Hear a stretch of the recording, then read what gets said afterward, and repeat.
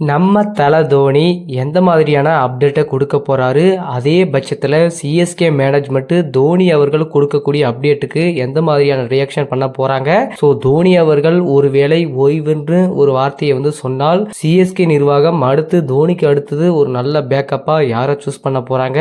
So அது மட்டும் இல்லாமல் சிஎஸ்கேவில் தோனி அவர்களின் நிலைமை எந்த அளவுக்கு இருக்கிறது அப்படின்றத பத்தி டீட்டெயிலாக நம்ம பார்க்க போறோம். இப்போ ரீசெண்டா பாத்தீங்கன்னா பிசிசிஐ சொல்லியிருந்தாங்க அன்கேப்டு பிளேயரா தோனியை அறிவிக்கலாம் சிஎஸ்கே வைத்த கோரிக்கையை ஏற்று அன்கேப்டு பிளேயர் லிஸ்ட்ல தோனி அவர்களை சேர்த்திருக்காங்க. இன்னொரு ட்விஸ்டும் வச்சாங்க. என்னன்னா அன்கேப்டு பிளேயர்ஸ்க்கு ஒன்லி இந்த 4 கோடி மட்டும்தான் சம்பளமே கொடுக்கணும்னு சொல்லிட்டு பிசிசிஐ அதுக்கு ஒரு ட்விஸ்ட்டை வச்சாங்க. கிட்டத்தட்ட 120 கோடி ரூபாய் ஒரு அணிக்கு பர்ச்சேஸ் பண்றதுக்கு எல்லா வேலிடிட்டியும் பிசிசிஐ கொடுத்திருக்காங்க. அதுக்கு முன்னாடி ரிட்டர்னேஷன்லேயே கிட்டத்தட்ட 79 கோடி ரூபாய் நம்ம வீரர்களை தக்க வச்சுக்கலாம். மிச்சிருக்கிற அமௌண்ட்டை வச்சு ஆக்ஷன்ல நம்ம மற்ற வீரர்களை தேர்வு செஞ்சுக்கலாம் சொல்லிட்டு பிசிசிஐ சொன்னாங்க.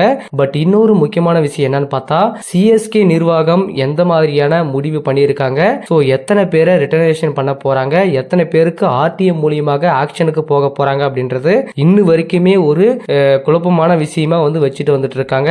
ஏன்னா ரிட்டர்னேஷன்ல பாத்தீங்கன்னா 4 பேர் முக்கியமான வீரர்களை தக்க வச்சுக்கிட்டா மீதி 2 பேர் யார் அந்த ஆர்டிஎம் கார்டுக்கு தகுதியான வீரரா இருக்க போறாங்க அப்படின்றது நம்ம ஆக்ஷன்ல பார்க்கலாம். இப்போ தோனி அவர்கள் அன்கேப்டு பிளேயரா அறிவிச்சிட்டாங்க. 4 கோடி ரூபாய் அவருக்கு சம்பளம் கொடுத்துட்டாங்க.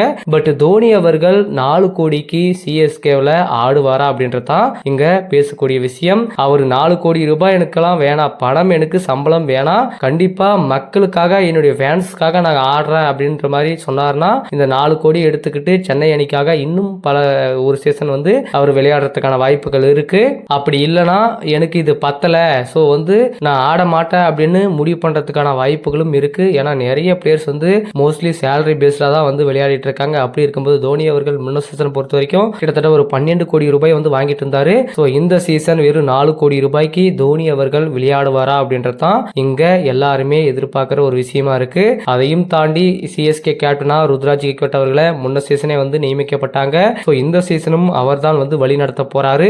பட் தோனி அவர்களின் இன்னும் அந்த அதிகாரப்பூர்வ தகவல் இன்னும் வராததால் சிஎஸ்கே நிர்வாகம் என்ன பண்றதுன்னே தெரியாம உட்கார்ந்துட்டு இருக்காங்க. ஏன்னா ரிட்டர்னேஷன்ல என்ன மாதிரியான முடிவுகள் எடுக்கலாம் அப்படின்ற மாதிரியும் பேசிட்டு இருக்காங்க. பட் இன்னொன்னு தோனி அவர்களிடம் நேரில் சந்தித்து ஆலோசனை செய்ய போறாங்களா, யார் யாரெல்லாம் ரிட்டர்னேஷன் பண்ணலாம் அப்படின்றது தோனியை வைத்து அவங்க முடிவு பண்ண போறாங்களா அப்படின்றதும் இங்க பேசக்கூடிய விஷயமா இருக்கு.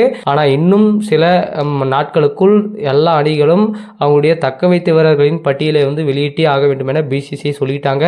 அக்டோபர் 31 வரைக்கும் தான் டைம் இருக்கு. அதுக்குள்ள யார் யாரெல்லாம் தக்க வைக்க போறாங்க, எத்தனை ஒவ்வொரு வீரருக்கும் எவ்வளவு ரூபாய் சம்பளம் கொடுக்குறாங்க, அதே மாதிரி ஆர்டிஎம்ல எத்தனை வீரர்கள் எடுக்கிறோம் அப்படின்னு சொல்லிட்டு முழு தகவலையுமே பிசிசிஐடம் ஒப்படைக்க வேண்டும் என சொல்லியிருக்காங்க. அதுக்கு பிறகுதான் பிசிசிஐ இந்த நாளில் ஏலம் நடக்க போகுது. ஆனால் கன்ஃபார்மாக 2 நாள் ஏலம் நடக்க போகுது. ஏனென்றால் இது மெகா ஆக்ஷன் அப்படின்றதுனால நிறைய வீரர்கள் அப்ளை பண்ணியிருக்காங்க. அதனால கம்பல்சரியா 2 நாள் போறதுக்கான வாய்ப்புகள் இருக்கு. அதனால பிசிசிஐ 2 நாள் ஃபிக்ஸ் பண்ணியிருக்காங்க. ஸோ சிஎஸ்கே டார்கெட் பண்ணக்கூடிய வீரர்கள் அப்படின்னு பார்த்தா இப்போ ஆர்டிஎம் மூலியமா சிவம் துபேவை தக்க வைக்க போறாங்க. இன்னொரு ஆப்ஷனா ரச்சின் ரவீந்திராவா, டெவன் கான்வேவா, இல்ல முஸ்தபிசூர் ரஹ்மானா அப்படின்றது இங்க யாரை டிசைட் பண்ண போறாங்க அப்படின்றது ஒரு முக்கியமான பாயிண்டா இருக்கு. அதையும் தாண்டி ஏலத்துல யார் யாருக்கு போக போறாங்க அப்படின்னா ஒருவேளை ரிஷப் பண்ட் அவர்கள் ஆக்ஷனுக்கு வந்தாரு அப்படின்னா தோனியுடைய ரீப்ளேஸ்மெண்ட்டுக்காக அவரை எடுக்கிறதுக்கான வாய்ப்புகள் அதிகமா இருக்கு. அப்படி இல்ல அவர் எடுக்க முடியாது அப்படின்ற சுச்சுவேஷன் இருந்தா ஒரு விக்கெட் கீப்பர் பேட்ஸ்மேனை ஒரு நல்ல பேட்ஸ்மேனையும் நல்ல கீப்பரையும் செலக்ட் பண்ணுவாங்க. அதுக்கு தான் நம்ம டெவன் கான்வே இருக்காரு. அப்படி இருக்கும்போது கண்டிப்பா அவரை தான் ஆர்டிஎம்ல செலக்ட் பண்றதுக்கான வாய்ப்புகள் அதிகமா இருக்கு. ஸோ அடுத்தது பார்த்தோம்னா இன்னும் முக்கியமான ஃபாஸ்ட் பவுலர்ஸ்க்கெல்லாம் சிஎஸ்கே போக போறாங்க. முஸ்தபிசூர் ரஹ்மானை தக்க வச்சுட்டாங்க அப்படின்னா அடுத்து பார்த்தீங்கன்னா துஷார் தேஷ்பாண்டே இருக்க போறாரு.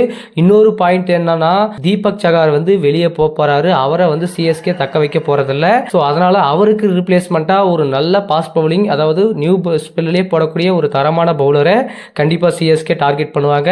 அது எந்த பவுலரா இருக்க போறாங்க அப்படின்றதான் ஒரு பாயிண்ட் இங்க இருக்கு. இன்னொரு முகேஷ் குமார் அந்த மாதிரி ஒரு பவுலருக்கெல்லாம் நம்ம போலாமா அப்படின்ற மாதிரியும் வச்சுட்டு இருக்காங்க. ஸோ இன்னும் நிறைய ஃபாஸ்ட் பவுலர்ஸுக்கு சிஎஸ்கே இந்த சீசன் மெகா ஆக்ஷன்ல கண்டிப்பா போறதுக்கான வாய்ப்புகள் இருக்கு.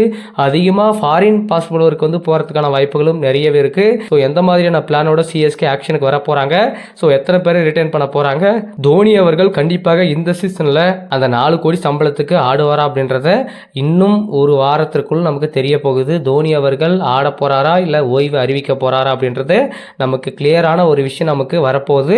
அதுக்கு முன்னாடி சிஎஸ்கே நிர்வாகம் எந்த மாதிரியான ரொட்டேஷன் பிளானை வந்து வச்சுருக்காங்க அப்படின்றத நம்ம பார்த்துருவோம்.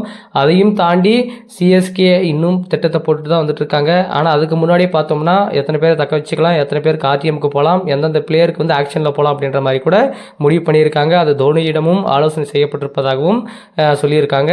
ஸோ நம்ம அடுத்தடுத்து பார்க்கலாம் தோனி அவர்களின் அப்டேட் என்னென்ன வரப்போகிறது. ஸோ சிஎஸ்கே நிர்வாகம் யார் யாரெல்லாம் ரிட்டர்னேஷன் பண்ண போகிறாங்க, யார் யாருக்கு ஆர்டிஎம்ல போக போகிறாங்க அப்படின்றத ஒவ்வொன்றும் அடுத்தடுத்த வீடியோவில் சந்திக்கலாம். இந்த வீடியோ பிடிச்சிருந்தா லைக் பண்ணுங்கள், ஷேர் பண்ணுங்கள், மறக்காமல் கமெண்ட் பண்ணுங்கள்.